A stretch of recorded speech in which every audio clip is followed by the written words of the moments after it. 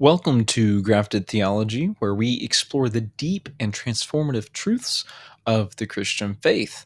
I'm your host, Drew Whitton, and today we are starting a short series on the Doctrines of Man, and we're beginning with what does it mean to be Imago Dei, which is just the Latin phrase that translates to image of God.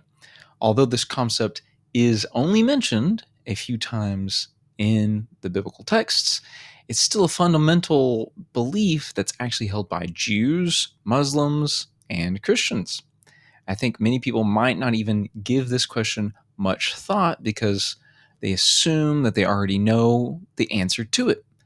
But I think this concept is very important to Christian theology and understanding the relationship between God and humans.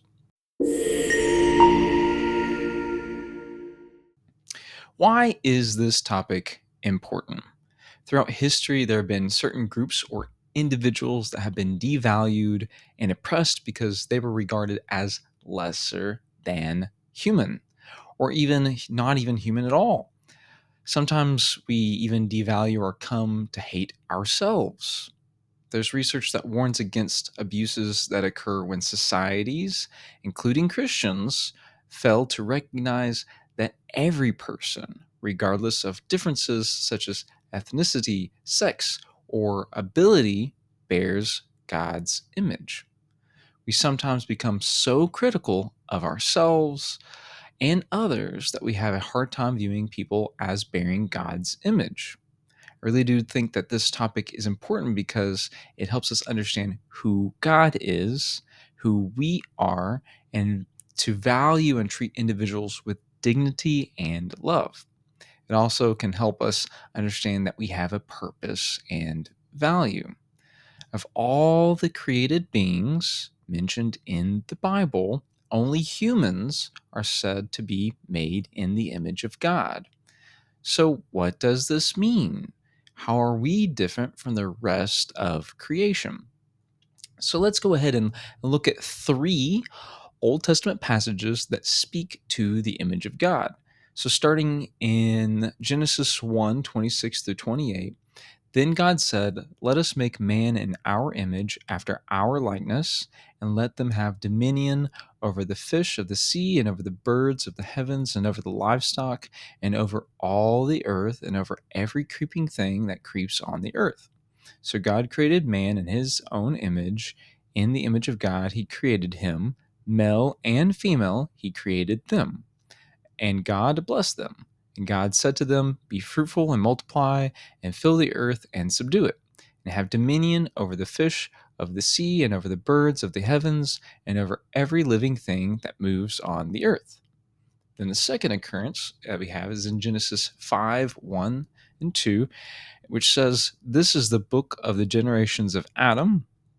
When God created man, he made him in the likeness of God. Male and female, he created them, and he blessed them and named them man when they were created."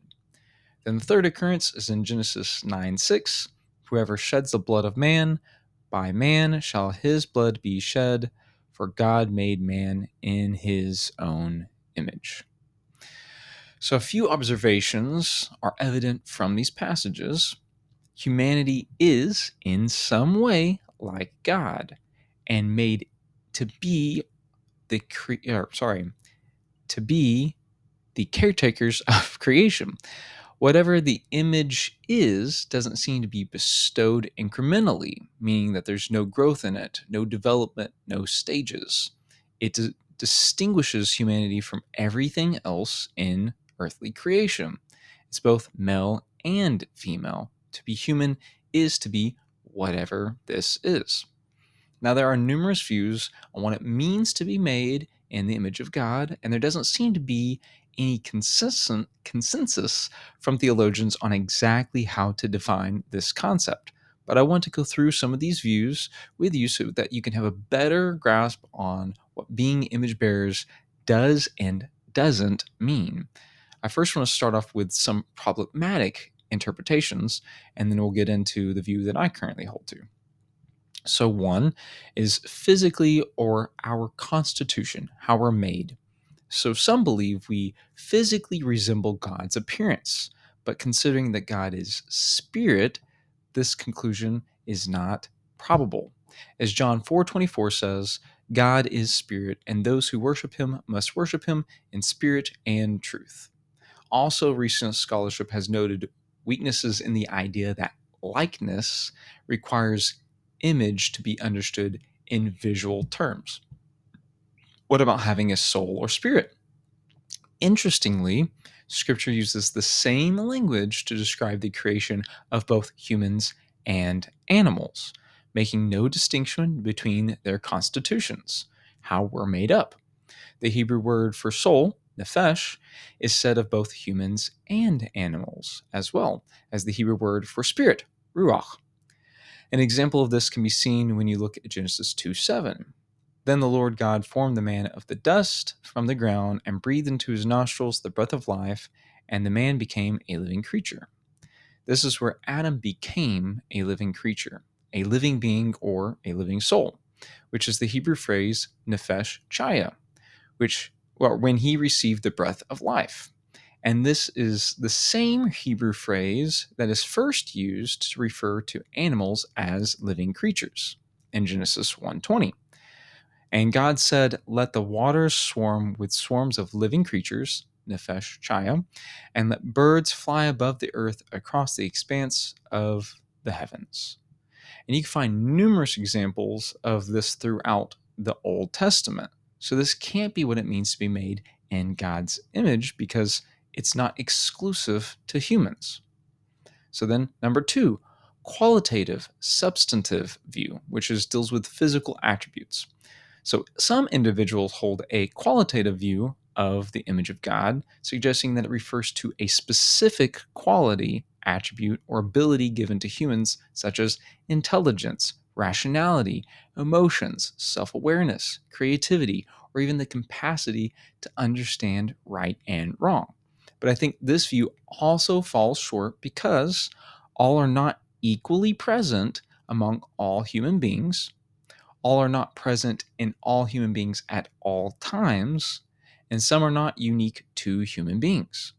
This view even has been used by ethicists to say that life isn't sacred if it isn't able to display certain qualities, such as a baby in early development, in the womb, or someone who is impaired. I think this view has potential for some dark ethical implications that we may not realize. So I don't think this view fits the bill. Representative view, which deals with status or function. So this is another perspective that I personally lean to and think is more biblically consistent. And it's is that being image bearers is not about how we are made or a particular quality we possess, but a status or function. To understand the concept of being God's image bearers, I think we should first look at both the meaning of the Hebrew terms used in Genesis 1:26 through 28 and context. In verse 26, God says, "Let us make man in our image after our likeness." So the Hebrew words for image, I'm not going to pronounce this, and likeness refer to something that is similar but not identical to the things it represents or is an image of, and can also be used of something that represents something else. These Hebrew words would have conveyed to the original readers that humans were meant to resemble and represent God. So when scripture says, "Let us make man in our image after our likeness," it simply would have meant to the original readers, "Let us make man to be like us and to represent us," which is God talking about himself. So also look at the context.